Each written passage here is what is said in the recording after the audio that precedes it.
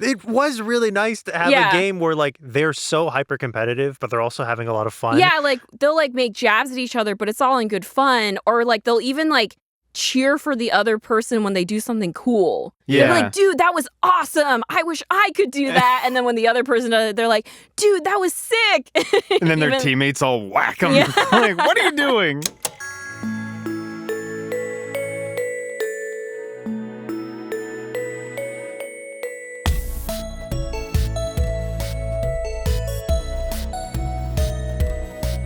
Hello and welcome back to Nostalgia Club, the podcast where we, three sound designers, talk about things that we are nostalgic for, and sometimes things that we watched really recently, in this case of today's episode, but it's still a nostalgic property, and that property is Haikyuu! Hey! We're back! We're back with our fourth Haikyuu episode. Wow. And this time we're talking about the movie that came out 2 years ago.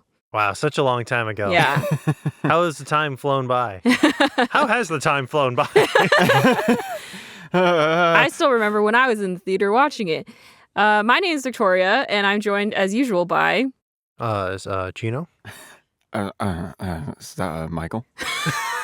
Why aren't you guys excited? Jino! Michael!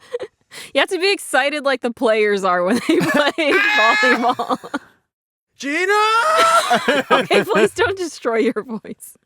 Not yet. Not yet. Not I'll yet. save it for the end. But yes, this episode has been highly requested by all fans of Haikyuu who have listened to our previous episodes. Specifically? Yeah, well, I mean, I think everyone has been waiting to see if we will... cover more Haikyuu. Although I am sad to say, I think after this episode, we're going to have to take a break from Haikyuu for a bit. We won't read the subsequent things. We'll have to wait until they come out with a movie. Well, because we did end up reading. Yeah, so for this one, we actually read the chapters for the Nekoma and Karasuno game, and then we watched the movie so that we could compare, because the biggest complaint about the movie was that they cut some stuff. Because how can you not cut stuff to fit it in a very short, like 2-hour movie? It wasn't even. It was like... It wasn't even 2 hours. It's like an hour and a half? Yeah. Basically. Yeah. 30. Which I understand because it's animation and it takes a lot of time, but... it was still a little disappointing in some ways.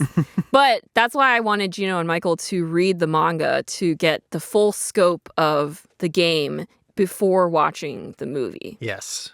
Yeah, I don't know. Like, for the subsequent arcs, I mean, we do know there's at least one more movie coming out, but we don't know if anything beyond that will be animated. I'm sure they're perhaps waiting to see how well it does. Not that anyone's going to be surprised when it does. Everyone's holding big their numbers. breath. Yeah. Again, I think I said this in previous episodes, but why do they hate money? They could make so much money. They've just got too much of that money. Yeah. Where do they put it all? We got to slow down this intake of money. Got to find and build more vaults to store it all in. Less merch. Yeah. So I guess we'll see what happens depending on how long it takes for subsequent movies or adaptations to come out. Maybe I'll just bite the bullet and be like, I can't wait. We should just read the rest of it. Yeah, you do run the risk of me forgetting all of these games. We built up all this information over like 3 seasons. Yeah. It's fine.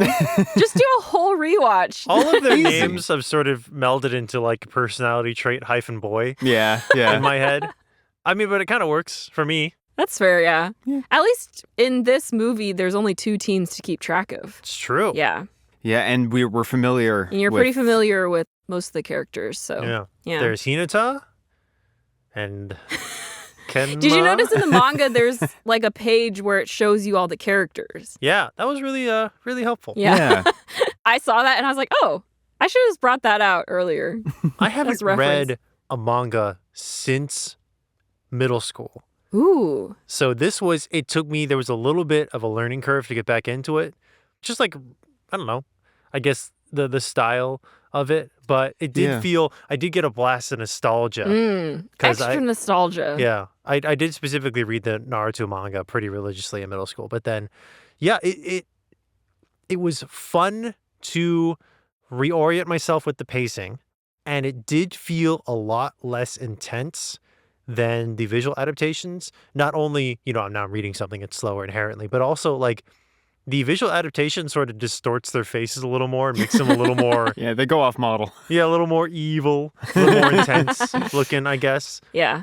But the manga was definitely I'm coming at this is my first time. Read the manga, watched the movie. From my perspective, as a recent Convert. inductee, exactly.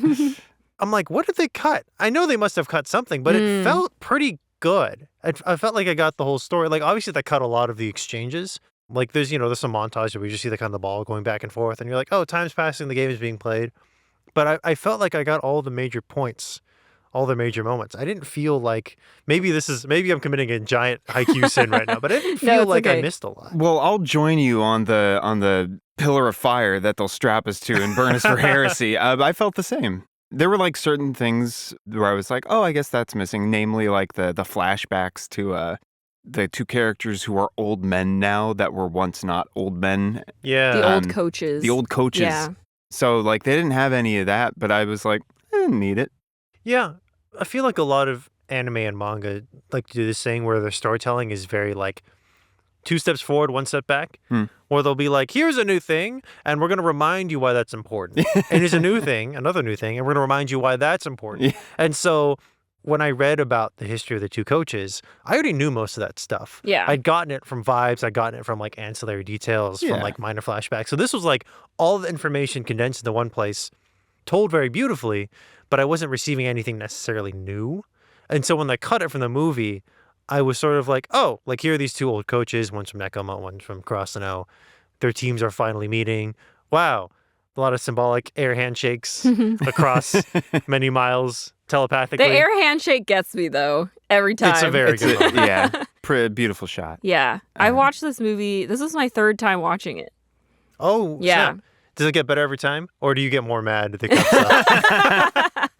Well, do you guys have any more starting vibes before I dive into my background? Ooh, I was surprised.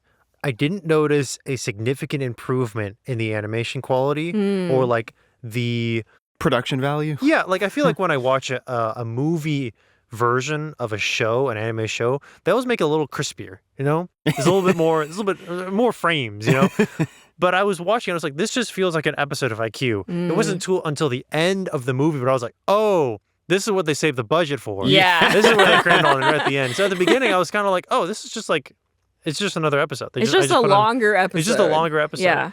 That was interesting to me as well. I had a great time. It really did feel like the movie was like, let's pick our main character, Kenma. Let's make it about Kenma. This is a Kenma. It is a Kenma study. movie. Yes. And I'll talk about that. Yeah. Yeah. I liked it. The reading part definitely was an adjustment. I thought it was strange how every page they would actually go backward in time because, I'd start with no, I'm kidding. I'm kidding. I'm kidding. You're like, it was so weird how they showed the outcome of the game before. Yeah. I know how to read. But it was interesting. I had to adjust to, I've been spoiled for action and causality. Because I can see in the anime, like, there goes the ball. It's going from here to here. And then on the panels, I had to put more brain power into tracking movement and, like, character, the blocking and everything. Because not only is it a manga, but it's specifically a sports manga. Yeah. So the action is, like... very relevant. tricky to follow, especially if you are not as familiar with volleyball. Yeah, so it was a bit of a learning curve, but I did get the hang of it, which was good, because otherwise I would have just been lost the whole time. Like, here's a lot of bodies in interesting poses. But it was great, and the adaptation of it I felt was great. Much like Jino, I felt like they got everything in there. The focus on Kenma felt very relevant to me. I did miss how personal reading a manga can feel because the author's little doodles at the end of every chapter, the little like, here's a little bonus story that's like kind of half finished and like kind of like you can see the quality go down at the end because they're kind of rushing through it or something, or like little notes from the author, or like literally the character sheet of like, here's all the characters, here's a refresh. Like that feels like, it feels a lot more like a personal experience when you're watching a show. There's a lot more like ancillary life on the edges. Yeah, you get little panels that are just other characters making a face or saying something. Yeah, that's or we cute. got like, oh, here's the whole like inking and coloring team saying happy birthday to the mangaka or whatever. Like I was like, oh, this is nice. Yeah. This is a fun, wholesome way to consume a story where it's like you're getting lost in the story, but it's also reminding you like, oh, and I'm here also writing the story for you. And here's my perspective on things, or here's the team's perspective on things, you know. The communication is really there. You feel like you're communing in some way with like the creative like font from which this is all coming from. There's something about comics in general, not necessarily like superhero comics, like American style, like, you know, the Finn. I haven't read enough of those to really know anything about them, but like web comics or newspaper comics, there always seems to be a little bit of like an artist's note. Yeah. Or like the artist is trying to like butt in or tell you something or be like, hey, I'm here too. They're almost like a character at a certain point. And I really like that kind. I think that kind of interaction with your reader creates a relationship that strengthens the reader's interpretation of the quality of the work or their investment in it. Like, you know, you can debate whether or not it kind of gravitates into like almost a parasocial danger zone. But I think on a base level, it does create a specific vibe that cannot be created through television or movies of like, I am here with you while you're creating this thing, as opposed to I am watching a finished product and I can't really like engage with you anymore because you are just not there. You're not there. The thing's done and you're behind it and I can't see you. Yeah. It's closer to work of art than it is to raw product. Yeah. It feels like. That's a great way to summarize it. Well, I in our newsletter, I wrote a little piece that kind of bridges into this kind of feeling a little bit. Ooh, yeah, check out our monthly newsletter.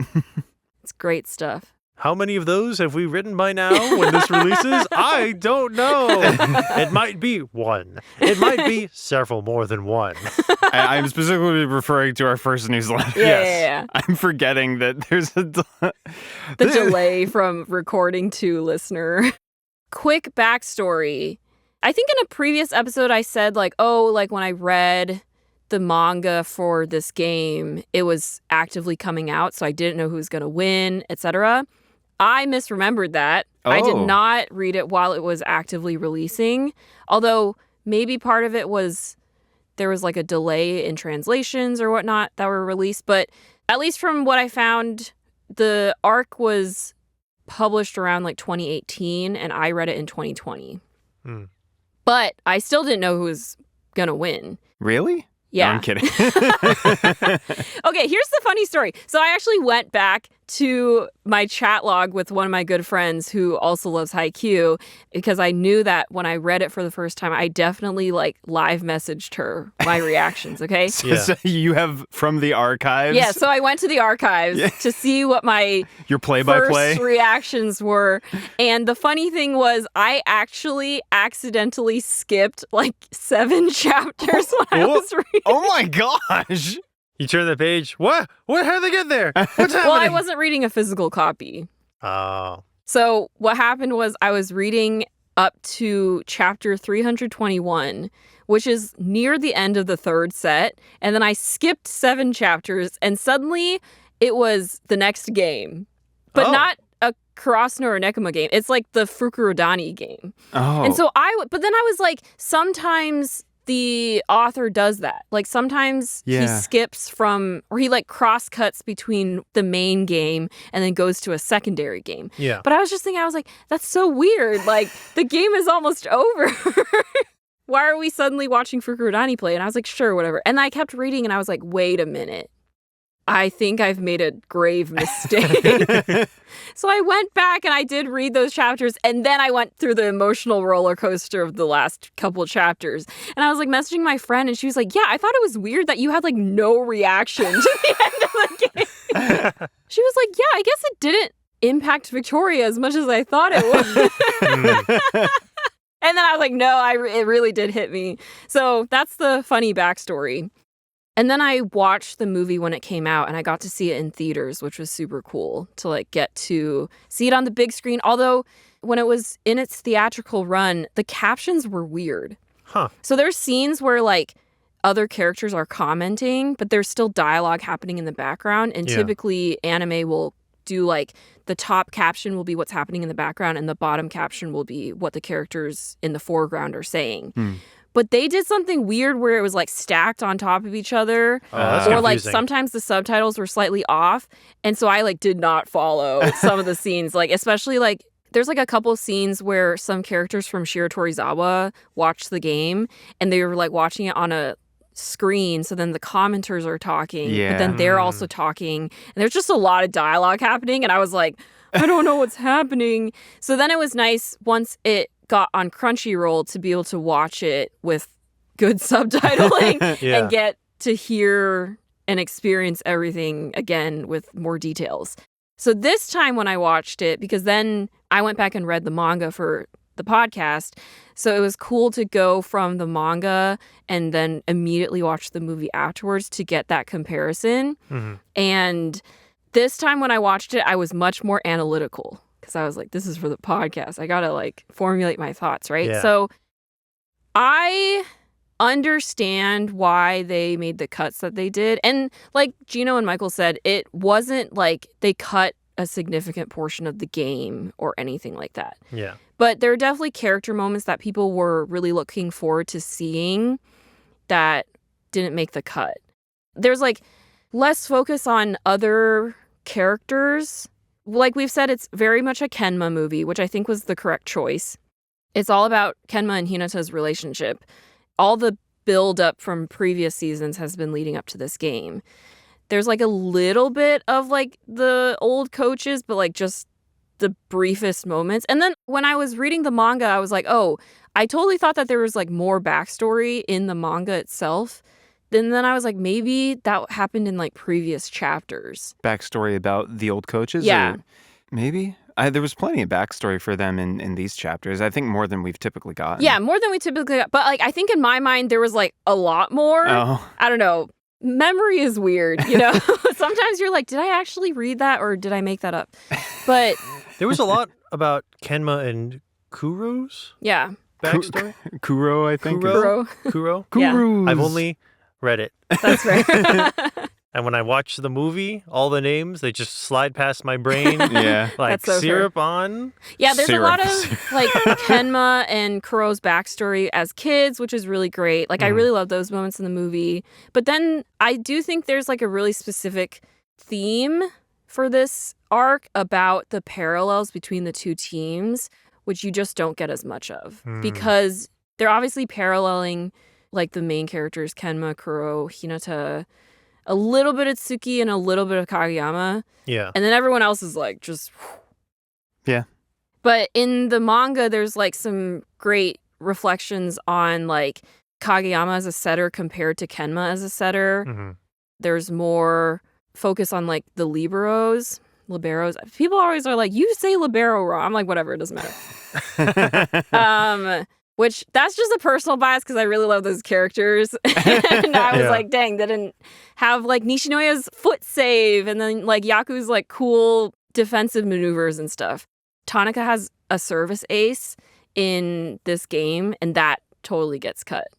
And I was like, I understand why, because like story and theme wise, there's just no time to fit that in. But it's just like such a good moment for his character, especially coming from seasons 3 and 4, that it's just like kind of a bummer. So yeah. There's virtually no. No, Tanaka. honestly, like I was starting to be like, oh, like I basically haven't seen this character in a good 15, 20 minutes. Yeah. Besides like being in, which is fine. That's really, I'm sorry. I gotta laugh at it. There's like 13, 20 characters on screen. You're like, I haven't seen this character in the last 10 minutes. I was really trying to like analyze like, okay, like what did they sacrifice for the sake of the movie? So, okay, if you allow me to just rant for a second. For me, I really enjoyed the movie. Like the volleyball was really sharp and like I really like a lot of the decisions that they made, but the pacing was so fast. Like I think we talked about like in previous seasons, like sometimes the volleyball can feel a bit drawn out, which I understand, but I think we should have like sort of met in the middle.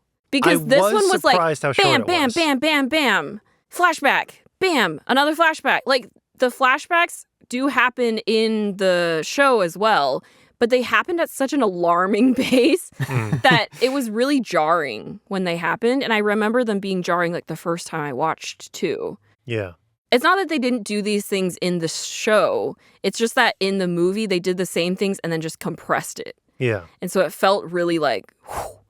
And there were also certain plot points that I feel like didn't hit as hard because it was so fast. Like halfway through the movie, some of the players start feeling really tired because like the whole thing about like, oh, we're going to bring the crows down to earth. We're going to exhaust them. And I was like, it's been like 30 minutes. It doesn't feel like they've played long enough that they should be tired, I guess. But it's because like they blew through the first set so fast. And then the second set was also pretty fast. We also lost a lot of the significance of like Karasuno winning their first set against Nekoma because in the manga, they really emphasize like they literally have never won a set against Nekoma. Not even just like a game, like just a single set they haven't gotten. And so when that moment happens in the movie, they don't linger on it at all. They just breeze past it. They move on to the next thing. To me, it's the movie is much more like, here are like the big theatrical moments of Haikyuu. And I was missing the like more philosophical aspects that I loved from the manga. I see that. I think you're especially suffering just because of how much time the show takes to go through a single game, literally like 20 episodes. To go from that to an hour and a half is probably punishing for you and for a lot of viewers. For me personally, I was having a great time. But I can absolutely see that because it is a much faster pacing. It is a little jarring, and I did feel the shift. You're getting a lot less internal monologue. You're getting a lot less reflection. Yeah. I honestly feel like if the movie had just been a little bit longer even, then I would have felt better about it. Just to like allow some moments to breathe and have impact. Another hour. Another hour. Honestly, you could shave it up into like a half season. And while you're already halfway there, you might as well just extend it into a full season. Yeah.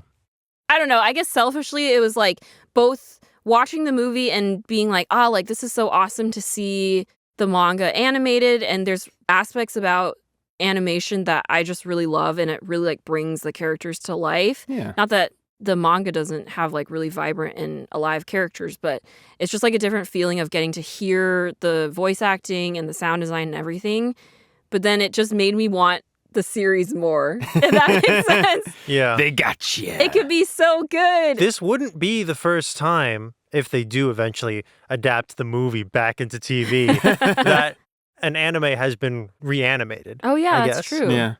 I still can't believe that they're doing a new version of One Piece. I'm like, are you kidding me? That's crazy. That's legitimately, that's wild. Yeah. Full Metal Alchemist. Okay, remind me. In the manga, do we get that POV shot from Kenma's perspective? No. So I do really want to talk about that last moment. Yeah. So when they poured all the budget into the last like 20 minutes, they're like, this is where incredible. It goes. I was like, oh my God. Yeah. Quickly for the listener, I know normally we do plot summary. We don't really need to do a plot summary for this movie. They play volleyball. But Michael, Nekoma wins the first set. I know that there's very good pacing stuff in there, doing the flashbacks and like. But there's no need to do like the detailed plot summary that we usually do. Important things are just Nekoma wins the first set, which is like, ooh, they might get away with it. Karasuno wins the second set, big deal. And then the way it ends is Kenma drops the ball because literally. Yeah, he literally drops it because of all the sweat that accumulates on the ball as they're playing, and he's just slips so out of his tired. hands. He's just so tired, but he's having fun. Yeah. Okay. It's a perfect narrative like arc.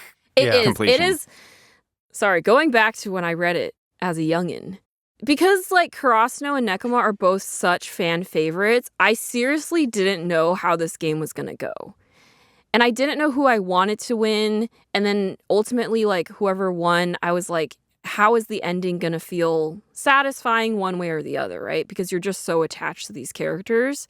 And so the way it ended was legitimately perfect. Yeah. I was like crying, just being like, they lost, but like Kenma had a great time. Yeah. And friendship is great. It's because it's the bookend to when Hinata slips because of the sweat, and it's like Kenma's making them work so hard, and it's that polar opposite of like, I'm just doing this because it's something to do. Yeah. And then by the end, he's the one who's like, I'm giving it my all. Yeah. I want to be out You literally here. see him going like, okay, I'm going to take it easy at the end. He's like running and like yelling. And it's really great. And also just like the symbolism of like the ball accumulating all the sweat. It's like all the players just like put their all into it. And everyone played a game that they should be proud of. Yeah. No one phoned it in. No one was like, I guess I'll try, or it doesn't matter. Like everyone was putting their 100%. And that's why the game ended the way it did. Oh, so good. Okay, so what I want to talk about is in the manga, we get some like pretty good like Kenma internal monologue. In the movie, what they chose to adapt like the last couple moments as was like you're fully in Kenma's head. Yeah.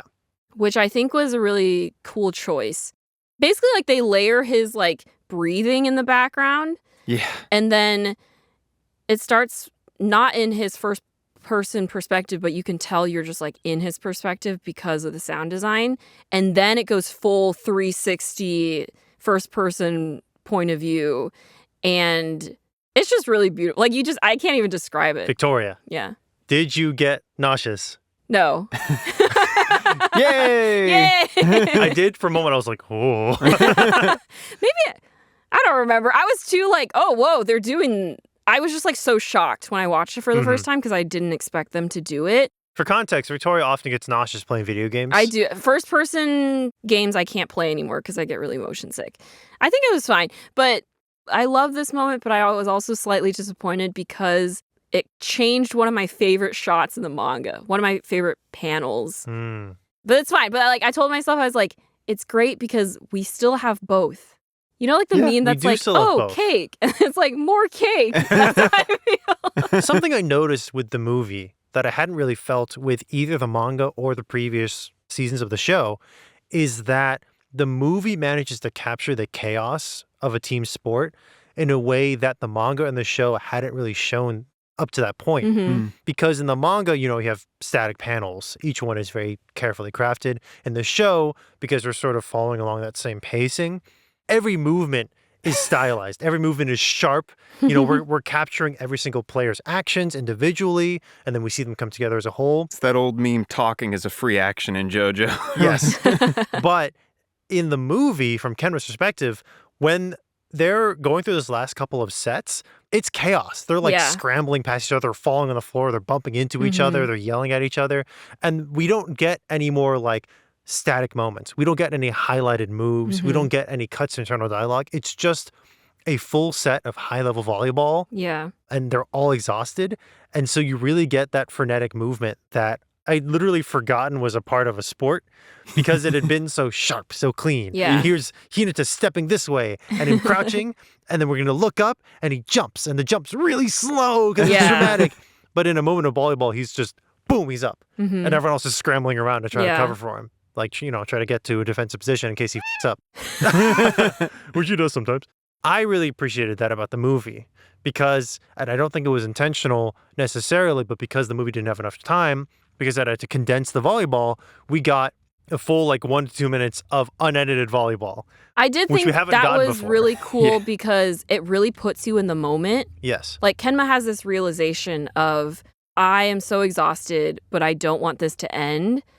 And then he's just like not even thinking about the plays or the next move. He's just focused on the game. Yeah. And getting that perspective and sort of being in the game as the viewer is really effective. Yeah. Yeah. I loved it. I wouldn't trade it. Part of me thinks that it may be like the urgency of it and the freneticness of it combined with Kenma being so exhausted and you're just hearing in your ears and like the balls going, like all the surge of shouting combined with like a spike that gets deflected, your vision's panning left, right, this and that, you're moving. I was like, this is a little like a war movie. And there's like a moment where Kenma like falls down and you just see like from his POV like the shadow of his like face like on the ground as as he's like dripping sweat, like, and then you hear another shout and he's like, and he's back up and you're running. And I'm like, the emotional moment that Ken was going through here is, I want to keep playing. I want to keep playing. But as caught up as I was in the moment, the other emotion that Michael had was, oh, God, the artillery's coming again. Saving Private Kenma. Yeah. So I was like, I don't know exactly how well it translated the emotion of like, a golden, pure moment of playing volleyball. So that's where I go back to this panel in the manga, which I'm going to pull up because, I don't know, this panel was when I started crying when I read it, okay? It's going to be the meat dance. I just know it. Victoria, that's not even in this game. And I started crying and I haven't stopped since. Before I get to that panel, I did really love the like direct parallel of like practice match game to the tournament game, which was just really great. And I thought that the way that they incorporated that moment into that 360 first person POV perspective was also good, because I was like, that's really what it's all about, is like these two teams have played each other for so long and they help each other be better so that they can have this moment. Yeah, there were a lot of moments in this arc about how Suki, for example, took a lot of instruction from Kuroo. Yeah. And now here's Kuroo being like, dang it. That was Hoisted by my own baton. Those are my favorite moments where like Nekoma's like yelling at Kuroo for like making Suki too good at blocking. Yeah. They're like, this is your fault and Bokuno's fault too. And then Bokuno's like in the background, like being a proud dad. Yes, my apprentice. It all comes together. Yeah. And then Kuroo's like, I did too good of a job, but I was also right. So haha, like you did like volleyball in the end. There's like a moment early on between those two where like Kuroo says something like, you should be positioning your hands further forward to like Suki, and Suki responds with kind of like we're having a tete-a-tete banter moment in kind, like, oh, giving advice to the enemy, very smart. And then Kuroo responds like, no, I'm just trying to pick a fight, man. like, don't respond. I'm just trying to make you mad. I did really love the across net banter in this game, because they're just genuinely all friends. And so like we've had games where it's like they're like looking at each other from across the net and being like, I hate you.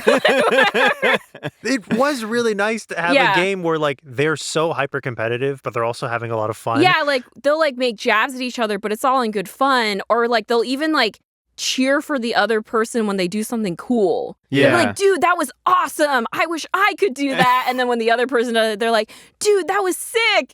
And then their teammates all whack them. Yeah. Like, what are you doing? It was a great juxtaposition. I know we're going to see this panel, but the after credits scene where they see their next opponent, Karasuno, and it's Bird Boy, and Bird Boy's like, I'm going to shit on you. And you're like, okay, so we're not friendly anymore. Yeah. We got that golden moment. Okay, so this is the panel. Ooh, yeah.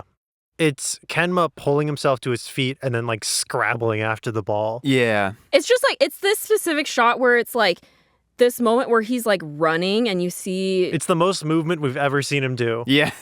And it's got that big text box, I don't ever want this to end. Yeah. I don't know, just something about it. It's like you can just feel the significance of that moment when it happens.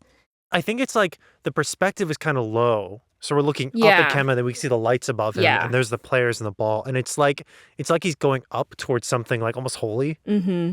Gino put in way better words than I could. No, yeah. It's like an aspiration, like there's the light and I'm like sprinting towards it. Yeah. Which like he says the same line of dialogue in the movie, but unfortunately it's like that moment that Michael described where he's like on the ground, like looking at his It's like he gets reflection. Up from that. And then he's like, I don't ever want this to end. And I'm like, I'm still in the war zone. It feels really frantic in the movie. In this moment, we get to sort of linger on it first. I mean, part of it is because you're reading, so you as the reader get to like really take it in and like pause on the page. Mm-hmm. But that was the only thing where I was like, I love what they chose to do and I understand why. And I think it's really effective. This was the one moment where I just wish we could have lingered on it for just a beat. Because that's... Especially if that's the moment where you like burst into tears and then you didn't get it. I can understand why you would be like, I don't get to see my burst into tears moment animated I still with cried music. a lot. I was like in the theater, like sobbing. I started crying this first scene. Really? Because the first scene is they replay or they go back to when Kenma and Hinata first meet. Oh, okay. Yeah, And they have a conversation, and I knew it was coming. So I was like, when they met, they didn't know they were going to be friends. This is just going to be an episode of this. I'm so sorry to the listener. I will say one moment it's a full-on story beat that both reading, more so reading actually, because I guess it was my first encounter with it. But when Nekoma thinks he's got Hinata figured out, and like, I know how to neutralize. You mean Kenma? What did I say? Nekoma. The whole team. Well, I mean in yeah, a way, yeah. but Kenma specifically, Yeah. when he thinks I've got Hinata figured out, I know how to neutralize him. And that comes off of that earlier moment of like, he's like, keep being interesting. Mm-hmm. And then he's like disappointed, which pairs with the flashback of, it's a worse feeling beating a video game than like losing and having to try again. And it felt really like, oh gosh, Hinata has a full like crisis moment. And I'm like, this is like double layered. Like, cause sure, Hinata's like, oh no, I don't get to hit the ball anymore. But like on top of that, it's this weird like, oh, my pseudo rival friend now kind of has like in a way lost interest in me, or he's not really considering me anymore because I'm no longer interesting to this problem that he's trying to solve. And it's this double whammy of like Kenma not quite respecting the spirit of the game and like not quite respecting the effort that Hinata's putting in anymore. And it's this I got this like feeling of betrayal almost, where it's like, oh, we were never really on the same page here. Because suddenly it's like, oh, Kenma's like, well, I've sort of figured out how to deal with this situation. It's no longer like compelling me mentally anymore. And I became like an anti-Kenma Hinata. Like, Yeah. shit. But then Kageyama's like, actually, psych. Hinata can play volleyball even harder. Yeah. Surprise. No, it is really interesting because that's like the core of what this game is on, I guess, like a relationship level. Yeah. Is Hinata is always asking Kenma, like, why don't you find volleyball fun? And Kenma's like, I mean, it's just something I do, and I like pretty good at it, I guess. And like, my friends need me there, and I don't mind doing it. It's not I hate volleyball. I'm not being forced out of my will to do this, but I don't love volleyball the way that you do, Hinata. And Hinata like can't conceive that volleyball isn't like everyone's entire life. For Hinata, volleyball has an endless ceiling, right? He could get better and better forever. And he can keep playing harder and harder forever. For Kenma, he's hit the ceiling. He's like, we start the game, we're defensive, we lose a few points, we figure the other team out. I devise a strategy, we shut them down, we slowly eke those points back, we win. Happens every time. It's just not interesting anymore. The interesting part is like, oh, let me figure them out. I've done it. Okay, now it's boring. Yeah. And Hinata shows Kenma, no, you figured me out 100% and I'm still beating you. Now we can still, now that you figure it out, there's still game to play. Yeah, and Kenma's like, oh, I have to try harder now? Oh, this is kind of fun. Yeah.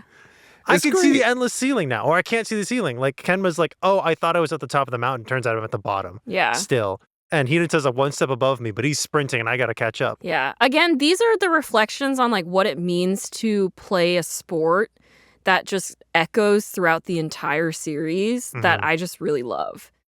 It did also make me think, gosh, these are teenagers and they have so much energy. I'm just looking at these pictures and I'm like, I'm tired. Oh my gosh, just looking at them, like, I know it's animation, but you can look at real sports and just seeing people throw their bodies around like that.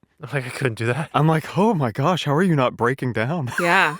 I used to be able to do that. I used to be able to just like toss my body this way and that. And just like, there's grass there? I'll probably be fine. Here we go. Yeah. And now if I like step wrong, my day's over. Yeah, right? Like, when was the last time you did a cartwheel? Oh, God. When I was a kid, I'm just outside. I'll do a cartwheel just because. Or like a somersault. Yeah, somersault. And live on the pod, Victoria's going to attempt a cartwheel right now.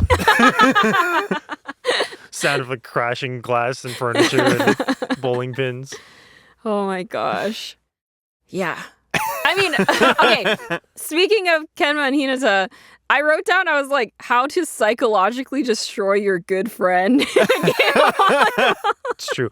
Michael, I 100% agree. After this arc, I am no longer a Hinata Kenma shipper. Ooh. I am a Kenma Kuroo shipper.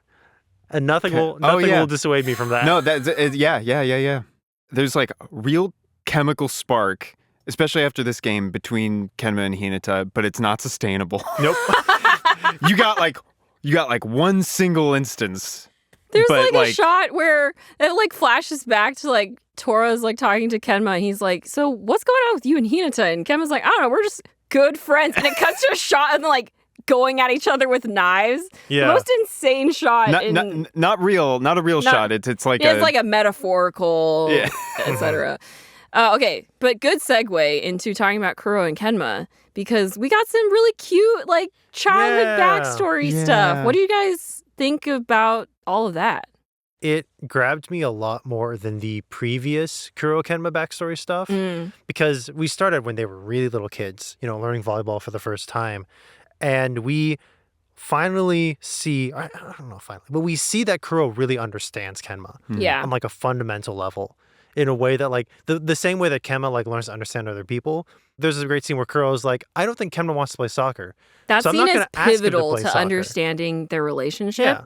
Like if he really doesn't want to do something, I'm not going to make him do something. Like a part of him wants to play volleyball with me, but like he does not want to play soccer at all. So I'm just not going to ask of it. And so like not only does it establish the relationship more, but it also really tells a lot about Kenma of like if Kenma really didn't want to do this, he wouldn't be here. A part of him fundamentally enjoys this, even if he refuses to see it, which I thought was really interesting. And also the fact that like Kenma, before we get these flashbacks, he's always like, I'd rather be playing video games. I'd rather be playing video games. And then we see young Kenma playing video games and Kuroo's like, let's play volleyball. And Kenma just tosses the controller aside and runs outside. And we're like, oh, like he says this, but he doesn't mean it. And he doesn't know that he doesn't mean it. Like this is what he really likes to do. I don't even know if it's basketball. He just likes to hang out with Kuroo. Yeah. And like get better at something. I don't know. It just like, it added a lot of depth to the characters. Basketball? Yeah. Volleyball? It's all the same. There's a net and there's a ball. And you're on a court and there's shoes that go squeak, squeak, squeak. Yeah, and you gotta wipe the sweat away.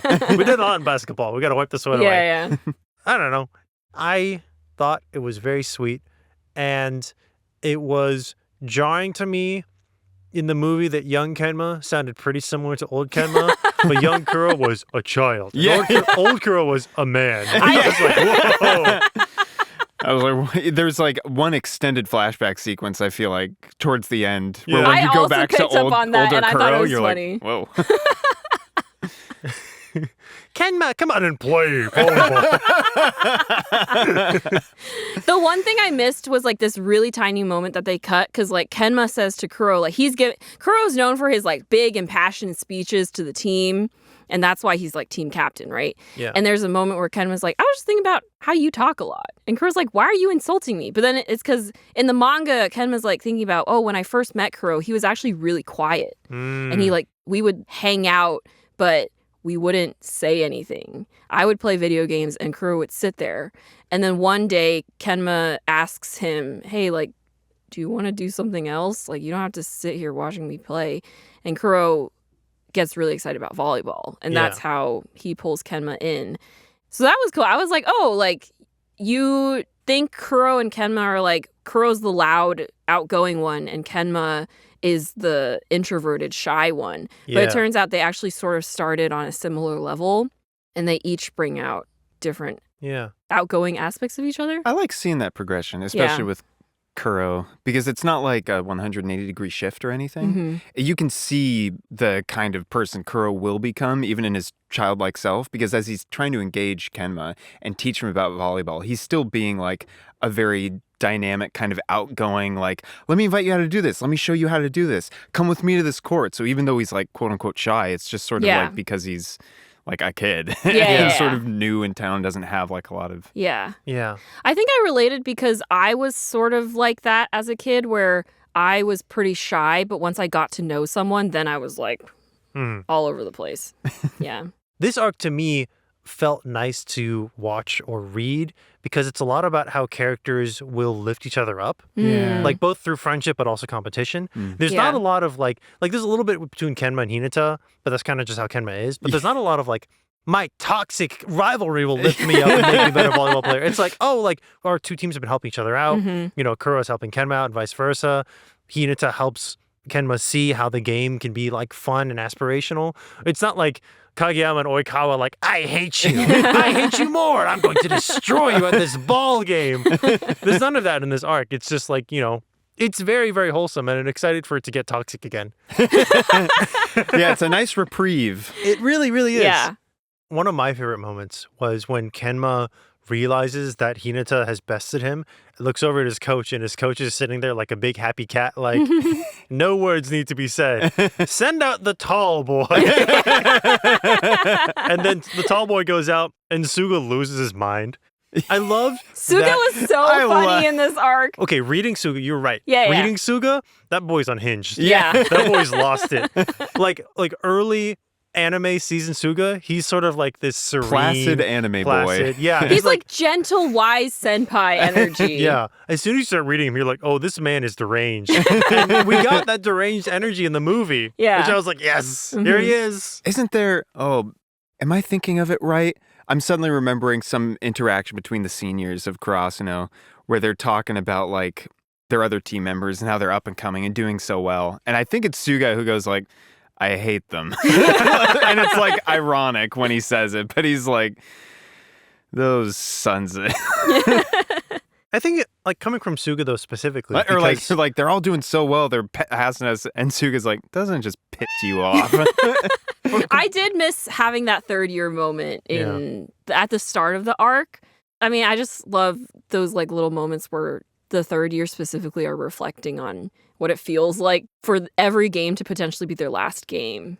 Yeah. I think though coming from Suga specifically, because he's been bumped from setter to sideline commentator, I think coming from him specifically, he's like, can't play as much anymore. He's a good peanut gallery. He's a peanut gallery unto himself. Yeah. He's also a good like, oh no, Karasuno's in a bind. Quick, send out Suga. He'll fix it somehow. I love Suga. We've talked about it. We don't have to get into the whole thing. I will say, this is a random not a segue. It's just an insert. Just a segue. Oh. In that long shot at the end through Kenma's perspective, when you see like Hinata deliver a spike, you're like, oh god, that's terrifying.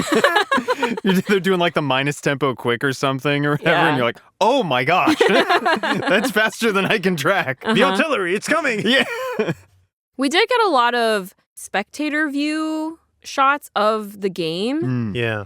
Because of the commentators and like, or like you get like some moments where other teams also talk about the game. And so you see them like hitting the ball back and forth in the background. And you're like, oh, it's really fast.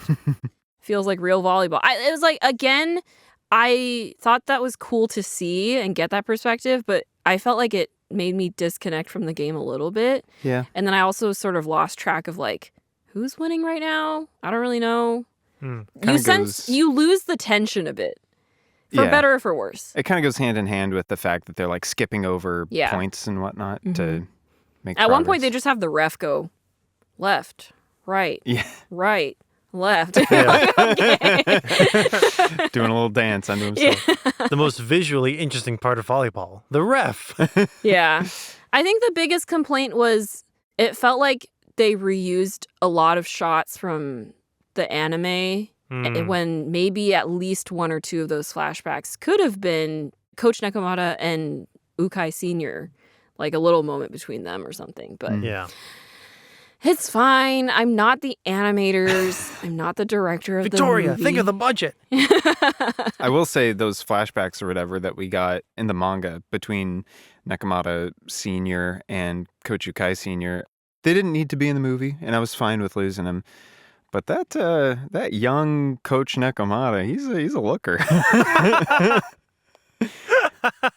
gonna spit out my water. I mean, you can tell me I'm wrong, but I'll say that you're wrong for calling me wrong. And I'm like, he's quite the looker. That's what we were robbed of. I guess so. Now we riot. Are there any other moments, Victoria, that you were particularly sad to lose or that you just want to highlight? There was a moment where in the manga, they emphasize a lot more like, oh, they're targeting Hinata by serving at him, and not just serving at him and forcing him to ideally take a knee so that, like, they did this to Iran in the Inarizaki game. Yeah. And so Nekoma is doing that to Karasuno. He's come so far. He's now come he's so the far. target. Now he's the target. Yeah, in the manga, they really do, like, stretch that moment out of like Hinata's going down on a knee again and again and again. And every time Karasuno tries to fix that. Also, I thought it was like fascinating how they talked about how not only are they doing that, but they're also like anticipating the other players' movements in order to block Hinata. Yeah. They talk about it a little bit with Nishinoya, but in the manga it happens like a couple more times, and I was just sitting there being like, Kenma's literally like moving them like chess pieces. Yeah. And it's pretty crazy. So I think just from like a Hinata as a character perspective, it was like a little bit sad to lose the emphasis on that. Yeah. But again, like I understand why. Like it very much was like a Kenma movie, so it was like we're gonna focus more on the moments that connect to Kenma specifically and not as much on the other characters. I will also say the Nekoma coach Kenma relationship really interesting. We got a lot more than Nekoma coach than we did of Coach Ukai this movie. It's so nice for the team to face an opposing coach who's just so chill. Yeah. He's just happy to be there. Yeah. After freaking Shiro Torizawa with the coach just sitting there being like, I hate everything about this team. I hate that little shrimp. I hate short people. I'm short people. That's not going to cause any problems for anyone at all. And then you cut to Coach Nekoma, who's just like, no words need to be spoken. Go on, tall boy. Or like, are you ready to serve? No? Well, I think similarly to how we were talking about how like Kuroo really knows Kenma and understands like if he doesn't want to do something, he's not going to do it. I think the Nekoma coach really understands the way that Kenma thinks too, where other people are like, Kenma doesn't move a lot, or like, it seems like he's not really putting a lot of effort. And then the coach is being like, Kenma's putting in a lot of effort today.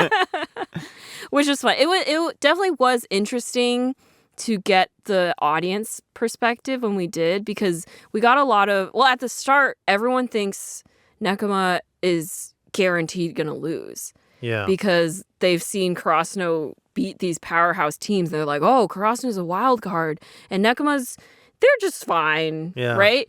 But they don't have the context that Nekoma's beat them like a million times before this. Exactly. And they don't understand like Nekoma being strong at defense is the perfect opposition to Karasuno's strong offense. Yeah. Yeah, Nekoma's just really like consistent. And they're always adapting, and they take even a lost point as a learning opportunity. Yeah. Like Bokudo says, or I don't remember, one of the spectators says Nekoma usually falls behind in the first Snake Boy. Oh, Snake Boy, Daisho. He's back with his girlfriend, and they're great.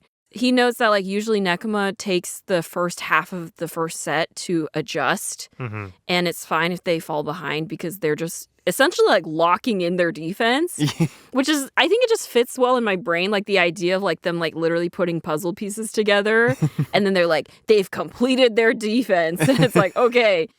I just thought that was really interesting. Parallels well with Karasuno because Karasuno is also constantly evolving and adapting, and they're always changing up their plays to fit the situation. So when both teams are actively analyzing each other and adapting, that's why it's so tense, because you're like, which one of them is going to adapt slightly faster, or which one of them is going to manage to pull it off a little bit, like one step ahead of the other team. Yeah. It really does make me curious about matchups not including Karasuno. Like, how would Nekoma fare against, like, Ujiwaka? Is that his name? Shiro Torizawa's team. Yeah. Or not Shiro Torizawa's. I was like, my brain went Ushiwaka's team, and then Shiro Torizawa and turned it into the same set. I'm just thinking about Kenma versus the guest block boy. Like, how do you, like, Kenma's all about like predicting things and figuring it out. And you got guest block over here, just like go whatever way he wants. Kenma's like, God, what am I supposed to do with this idiot? Yeah. I feel like we've talked a good amount about themes and characters. Now I just want to shout out some fun moments that I liked. Yeah, let's do it. I'm glad that Yamaguchi got his one moment, his one float serve moment, and then you get the craziest high five in history. When Tsuki... When they do like the flashback of their whole friendship overlaid with their hands, I was like, what's happening here? It really did feel like a culmination of like Tsuki's arc a little bit. Yeah. Where Tsuki's now, he's entering a game going like, I like volleyball. Yeah, I'm pretty sure it's been a while since I read the last couple arcs, but I feel like this is definitely like, after this, I don't think Tsuki gets as much of a focus. Yeah. Because he really has sort of completed his character arc, similar to Yamaguchi. Mm-hmm. Like Yamaguchi, you see him not being as nervous to be a pinch server. Yeah. And even when... Like, he gets 2 points on Nekoma, which is great, but then after he loses the third one, he's not, like, down on himself. Yeah. He's just like, okay, cool, like, I did the best I could, and I'm still nervous when I go up to serve, obviously. But the fact that I'm getting to do this at nationals is huge. Yeah. Yeah. Yeah, I think Hinata puts it in perspective of like, you did really, really well, but I agree with you. Mm-hmm. I also want to get more points too. Yeah. And Yamaguchi's like, yeah, I want to get more points too. Yeah. It's so funny when Hinata does that because he's like, that was awesome, Yamaguchi. You're so cool. Although I do understand that getting more points is really awesome. Hinata's like always trying to be encouraging, but also trying to put it in the perspective of someone who's like really obsessed with scoring points and winning. His derangement gives everyone else perspective, and they're like, oh, I guess I did do really well if Hinata's disappointed with himself somehow. I did like how Kenma was saying it feels like everyone on Karasuno has caught Hinata's they're all with his hair. philosophy. That shot is only in the movie. It's so good. It's so perfect. The only funny thing was when Nishinoya has Hinata's hair, there's just so much orange. Yeah. In the manga version, one of the like after issue panels is, what's Tanaka's sister's name? Psycho. And it's just her talking about how beer is actually nutritional or whatever. It's so good. I love the other characters. I love the sound design on Nekoma's cheering section, the crowd. They have really good cheers. Both the like back and forth, but also the little girl with the megaphone. Yeah. Whenever she screams into the megaphone, it's so crunchy. She is the most aggressive out of all of Nekoma's anything they got over there. She's great. It's just so much saturation on that megaphone. Yeah, I'm kind of sad we're not going to see the Nekoma cheering squad anymore. Yeah, because there's like a rabid intensity to them. Nekoma's sort of missing in their players. Yeah, well, you get really attached because like the other teams that they've played don't have dedicated like front people for their cheer squad that we focus on. Yeah, but because Nekoma has Liev's sister and then Yamamoto Taketora's younger sister. Yamamoto. Yeah. I know him. He's the guy with the mohawk. Oh, okay. Who's like, who looks kind of similar to Tanaka, and they have like the ace. Our hairstyles are similar, but mine's better competition. His line shot messes up their second set, right? Yeah. It was cool seeing Hinata do so much defense, sort of almost casually at this point. Oh, yes. Yeah. I loved how they sort of took advantage of Hinata now being good at defense. Again, going back to like targeting Hinata, like they can target him now without Karasuno losing.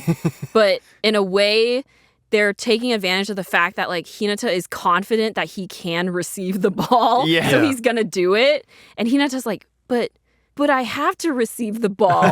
But I also want to score points. It's really great. He had some great receives, though. Yeah. He made some good saves. Yeah. There's one that's like the easiest receive in the world, though, that like Kenma serves. And then his it's face. This perfect, soft little arc. Yeah, and the face that he makes to Kageyama. Just Kageyama's like anyone could have received that.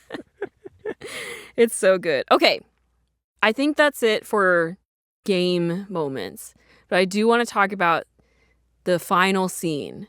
First of all, we get the very fun Daisho facing off against Kuroo with mean remarks Yes. scene, which I think I kind of told you guys about before. I do love that at this point, whoever loses has to like have this like stinky guy, this snake guy walk up and be like, "Blah, you lost." I just love how he only does it when his girlfriend walks away. And then Kuroo's like, I'm going to film this and send this to her. And then as soon as she comes back, he's like, oh. Oh, where do you want to go to eat? How much of that did you see? How long were you here for? I'm normal. Again, I think their relationship is so funny. Yeah. Like, I guarantee you this girl knows 100% what he's like. Yeah. But it's funny that he still tries to, like, make the effort to, like, pretend that he's not like that. It's really funny. Okay, so the next game. Bird Boy. Bird Boy. Bird Boy. Another going to be stinker. birds versus birds. It's going to be crows versus seagulls. Oh, easy. Are they really seagulls? Is Yeah. that the gimmick? Their mascot is seagulls. Easy game. Seagulls are wimps. Okay, but specifically, it's the showdown of the little giants. Yeah. I take that back. Seagulls are really mean. One Yeah. time at Universal, a seagull stole my whole turkey leg. Oh no! Your whole turkey leg It out of just your hand? I was a child. I was a small child, and I was having a turkey leg, and I was alone at the table while my family went to go get utensils or whatever. And a seagull came down, swooped down, grabbed it, and flew off. Wow. Oh no! And have never forgiven them. So you really have a dog in this fight then. Yeah. Also, that boy's stinky. He Beat is him stinky. up, Hinata. Straight up. Fisticuffs. Punches and kicks. Yeah, there can only be one little guy on playing volleyball. That's how the rules work. I mean, that's sort of what this next game is about. Yeah. Yeah, they're gonna fight it out to the death. No, I'm kidding. I'm really curious the other gimmicks on Seagull Team because we don't know anything about them. Not really, Besides no. this one Yeah, kid. it's true. I'm curious what is he going to be like an Iron Man villain where it's just Iron Man, but he's got different suit, different colors? He jumps high, just like Hinata. Yeah. He's fast, just like Hinata. Hinata. Or does he have like a special other thing? Are they like a little different in some way? I don't know. Maybe his quill hair comes out and he can throw them like needles, like knives. The show goes from being like pretty grounded, quote unquote, volleyball to suddenly they have superpowers. Yeah, like they really jumped the shark in this arc. I will say, I think I said this in the last episode, he is the most anime looking boy in He this really show. is. And that Yeah. makes me mad. There's a little party that goes like, hey. Like, you thought Bokuto's hair was crazy? This guy literally has bird eyes. Yeah. I did notice that for certain shots, Kenma's eyes were very cat-like. Yes. Oh, yeah. Yeah. Which I thought was a neat. But the rest of them so normal looking that you're like, you kind of let him get away with it. I do kind of miss from the manga, Kenma. There's a lot of like little shots of Kenma like working through plays in his head. Mhm. He's just kind of like small and drooped over, like, and then we do this. Like he's sort of like thinking to himself. Yeah. In the movie, they really make him like almost like evil in certain aspects. There's that shot that Jino pointed out with the cage. The iconic cage shot. Yeah. Yeah. In the manga, he doesn't look nearly as demented. Yeah. But in the movie, he's like, I'm going to kill you and eat you. They Hinata." really said, this is our money shot, and we're Yeah. going to go all out. Yeah, in the manga, it's kind of like at eye level with him. He's like a little raised above it, but like he's sort of like holding the cage or whatever, like looking down. But in the movie, the cage is like on the ground and he's like squatting over it full body. He's like, ah. Yeah. Yeah. I think one thing the manga pushes a little better than the movie is sort of the progression of Kenma's like calculation moments where like the calculations get more and more complicated as Hinata begins to counter Kenma's moves until like Kenma's sort of like almost paralyzed by his calculations. Like there's literally nothing I can do. And then that break of like, oh, what I can do is I can have a really good time playing volleyball and trying my hardest. I think the manga does that a little bit better because we don't get as many of those moments in the movie of like Kenma doing those like the math zooming by him is just to calculate. Beautiful mind, yeah, whatever. exactly. Yeah, for sure. Yeah, it's just those small character and internal moments that, again, that's why I say the movie is very much just here's dramatic volleyball sequences. And then not as much of the slower internal stuff. Well, I'm hoping that the next movie... Here's my worry, is that the next arc is a lot longer than this one. Oh, really? Yeah, so I feel like going back to reading the arc for the Nekoma game, I was like, okay, like they did cut stuff, but I still understand why they cut what they did, and it makes sense that they had to... I still feel like they did a decent job of fitting the content into an hour-and-a-half movie. Guys, I was totally wrong, and I fully acknowledge that. The next arc is 31 chapters, and the one after that is 32 chapters, which are both similar to the Nekoma game arc. But I'm still concerned because I feel like the next arc has even more crucial stuff that will be difficult to properly adapt into such a short movie. The cuts they made this time were tolerable, but I'm not so sure about the next one.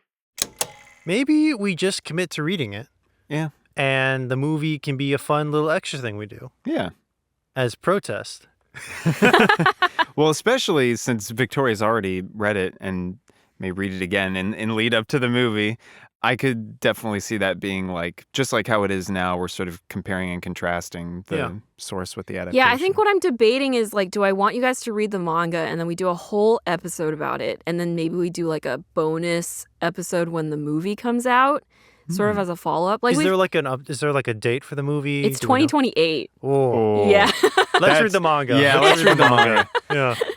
Wait, when did the last one come out? 2024. Wow. 4 years. That seems about right for animated. Yeah, that's true. Unless the 2028 movie is like half flashbacks to the TV show. That'd be really fun. 2027. Oh, okay. So... maybe we could do. When in 20? Is it like December 2027? They haven't announced it, yeah. Oh, okay. December 31st, midnight, 2027. We're also going to get a separate... 11:59. We're going to get a separate small animation for the next Fukurodani game. Oh, well, Yeah. that's cool. So... that can also hold us over. yeah. I don't think we could do a whole episode about Fukurodani, though. No. Yeah. Bonus. But we could fold it into the next one. I don't know. Listeners, you tell us. What do you want us to do? Do you want us to read the rest of the manga and talk about it? Yes. Send us a letter through the mail. An episode chapter by chapter? No. Please no. We could do all the voices. That would be fun. No. Sounds like a lot of I'll work. be Bird Boy. It's me, Hinata. Kaka. Here to steal your turkey legs. I feel like listening to us read the dialogue from the manga is probably the worst way. Like, you have no visual context. It's just us doing bad voices. Nice dump. Yeah. There was no nice dump in this one. Yeah. There was no mention of dumps. There were 2 setter dumps, and they just were skimmed not over nice. them. Yeah. Yeah. I read a few like nice bumps. Oh, yeah. I Nice think. bump. Nice bump. Well, I'm glad you guys enjoyed this movie. It was a lot of fun. It was. Yeah. And the manga. What a great story. I'm so glad. I'm It's so so glad we good. get to go through this. Yeah. I'm really looking forward to Karasuno defeating the bird team and then dragging Seagull Boy out back and running him over with a steamroller. Whoa. You can cut that. The animosity. Nah, they just round him up in a circle and they all push him around. And he's bouncing back and forth. They find out about knowing the author, they're going to make you care about the other team as well. Yeah. They're going they to always find out do. about his dark backstory where he's genetically modified from a seagull, and they're going to exploit him psychologically. There's no like backstory relationship unless he's like secretly Hinata's long lost cousin or something. That would be wild. He's the child of the little giant. No, that wouldn't work out. The original little giant is like, what, 4 or 5 years? He's the little Older giant, genetically modified and back to reclaim his title. A clone of the little giant, designed by Big Volleyball. We've created the perfect small volleyball player. I love that you have the power to genetically modify a volleyball player and you make one that's very small for no reason other than like, haha, funny. We've developed the power to genetically modify any volleyball player. Oh my That's gosh. it? They have to be a volleyball player? Any volleyball player. Oh my gosh. Okay, That's well, great. I for once don't have any funny follow-up questions for this episode. How dare you? I know. I was just too locked in. I still cried the third time I watched this movie. You were too emotionally distraught Yeah. to come up with funny follow-ups. Yeah. All I was excited about was to talk about how great the characters are and the culmination of their arcs and the foils on their characters. After this movie, I really like Kenma, but Kuroo, I think, is my favorite Nekoma player. Ooh, okay.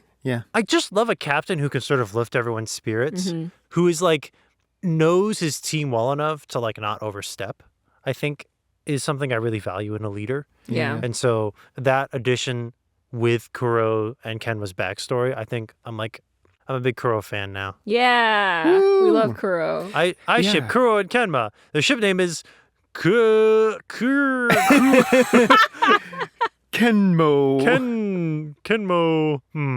Kurma? Kerma. Kermit. Hey, Hinata. Keep being interesting. We gotta do a Muppets casting of Haikyuu at some Oh point. my gosh. ever want this to stop.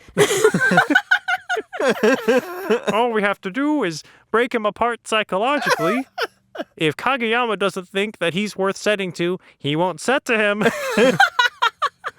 We only need to remove 2 or 3 of Hinata's points out of the possible 10. When are they going to And play when a he's scrambling frog at the end, team? he's like,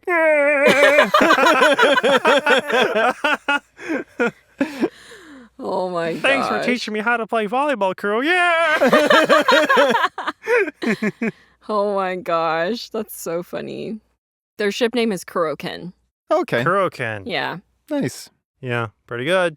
Well, I have a follow-up question. Well, we already kind of talked, Jino already started, but like a new list of favorite characters? Because I think we did that the last episode too. It's like, what's your top 5? Ooh. So it's not my question. I'm just stealing. We got to do the constant check-ins every stage of Haikyuu. Here's the thing. This arc, this movie, didn't touch on all the characters. Mm-hmm. So I think we just like keep it to what's here. Yeah. Right? Yeah.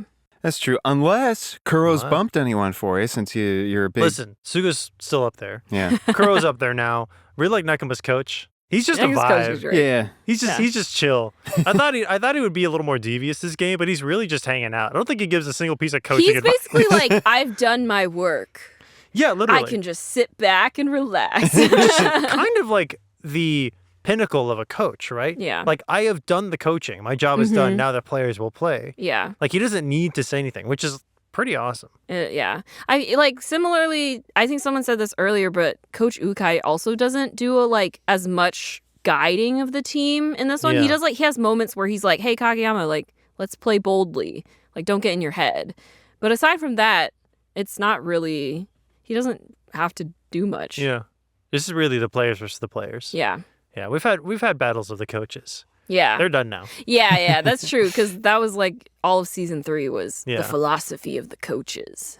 One of them is, we play volleyball well-roundedly and good. And the other one is, big boys, big tall boys, power, crush the small people with your feet, hit them harder. Well, Michael, did you? Oh, sorry. Go ahead. Oh, well, I was like thinking, what was Nekoma's philosophy? It must just be in reference to this team because their whole we are blood. Keep Yeah. moving, keep Their- fueling the brain. I'm like, Banner is connect. which good Yeah. banner, connect. Oh, it's like be on a team. That's great. But Yeah. the very specific philosophy of keep feeding blood to the brain. I'm like, that only works if you have Kenma on your team. Yeah. So it's got to be a very team specific motto then, Yeah. because if your motto Well- is we just need one genius, then I don't know how. Well, I think that's just referring to team synergy is really important. Yeah. And they don't really get into this in the movie, but Kenma literally has a grid for the court. And he's like, serve in sector 5, serve in sector 4, and then they just do it. And I was like, that's crazy. But their team motto of connect is not just about connecting with your team, but making connections so that you could just keeping the ball alive. Yeah. Yeah, is their whole philosophy. I bet Kenma would love XCOM. Oh, yeah. Yeah. Yeah. He would love an XCOM game. Yeah. Did you guys like the game metaphors? Yeah, like the video game metaphors? Yeah, they're fun. Yeah. At a certain point, I was kind of like, okay, man, come on. They weren't what I was focusing on, but it was like, Yeah. that's kind of his character. Yeah. He played game. He's a gamer. He's a gamer. It made more sense when he was like in his head where he's like, okay, I've got my 2 shields out, like 2 tall boys. But when he's like talking to his team and he's like, our mana, I was like, dude, just talk to them like a person. Okay, Michael, did you have any new characters that popped up, or like just characters that you feel like you focused more on in this movie compared to? Well, I mean, obviously other we stuff? get a lot more Kenma and Yeah. Kuroo, and definitely like Kuroo more now. It was hard for me to like get a read on him earlier, but I understand him more now. My list hasn't changed, I guess. That's fair. Yeah. Not enough Kyoko in this movie. Yeah, That's my biggest she's in, complaint. like 2 Okay. frames. Yeah. But she's had her moments. Yeah. For not even being a player, she's had plenty. Yeah. I sort of had the opposite reaction to Jino, which is that when I watched the movie, it moved Kenma up in my ranking. Wow. Not that Kenma, like, it wasn't that I didn't like Kenma before, but I was just like reminded, like, oh yeah, I really, really like Kenma. So he's like a solid 5 on the list. My favorite Haikyuu characters usually depends on like just like the season of life almost. Yeah. Yeah. It's just like whatever character is resonating with me more in a particular moment. Mhm. How unhinged am I feeling at this current moment? Well, that was Haikyuu, the dumpster battle. I forgot. Yeah, that's the title, huh? Yeah. Nice dumpster battle. I feel like the significance of it being called the dumpster battle was lost a bit in the movie, but I think they were just assuming like if you've watched the show, you know what's going on. There were a lot of cat and crow shots. Yeah. Yeah. I did. Yeah. I mean, that opening shot where you get like the cat and the crow and Hinata and Kenma first meet was cute. Mm-hmm. I'll take that at the start. Yeah. Is the next one called like the Battle in the Sky or something? Or is it the Battle of Little Giants, I guess? I think it's the Battle of Little Giants. Eh, Battle in the Sky is kind of cool. Battle in the Sky is pretty cool. Yeah, it's Haikyuu 'Cause they're versus jumping. the little giant. Okay, but he's not the little giant. He's Hinata's just the little aspiring giant. to be. Hinata's not yet the little giant. No, I mean Bird Boy. Oh, Seagull think- Man. he's been compared to the little giant. He's been compared He's a little giant. a little giant, the same way So- that Hinata is a sort of little Aspiring. giant. Aspiring. Yeah. But he isn't. That seems a little misleading to me. There's someone who is the little it's the giant. idea that this is another player who basically can do what Hinata can do, but has honed it more. More Mm. experience. He has more experience. He's doing it better. He's on TV. And what will that do to Hinata? I wonder. Exciting. Exciting. Exciting to see it all happen. The when last we thing I'll read say it. is there were a couple foreshadowing moments in this movie and arc that I was like, Do they I sub knew Snake it. Boy in? that would be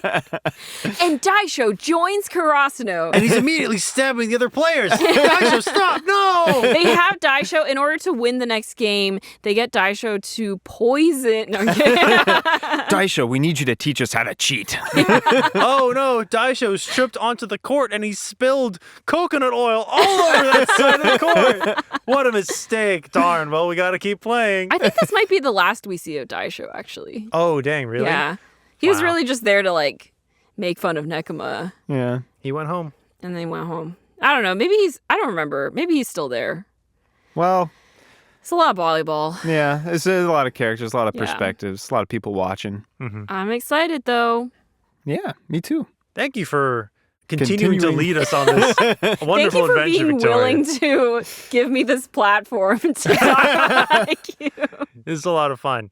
Hey, and thank you, listener, for listening, for tuning in. If you wish to support us, you can like, comment, subscribe, follow on whatever podcast platform of choice you are listening.